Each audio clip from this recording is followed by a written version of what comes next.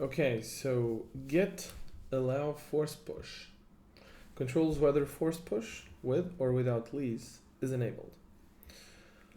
Okay, so force push is not something you want to use because here's the thing. There's only really two instances where force push makes sense. The scenario number one, the commit you just published was amended. So you did a commit, you pushed it to the remote repository, and then you amended locally. Now you will need to force push, so you can amend the remote. Or you're doing an interactive rebase. However, that is a really bad practice because when you do you locally commit, right? If you publish that, so if you push that to the remote repository, that you shouldn't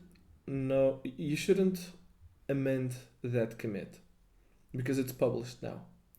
And if you do amend that commit and you end up doing a force push, that's going to lead for the other people that downloaded the repository in the meanwhile, that's going to lead to very confusing and lengthy conflict resolutions.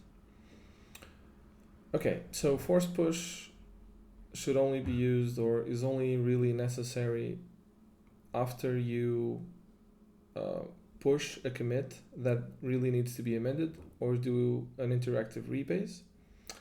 However, you should never amend a commit that has been pushed. Therefore, if you need to use force push, you're really doing it wrong. Okay? So allow force push false is actually perfect. So don't allow force push.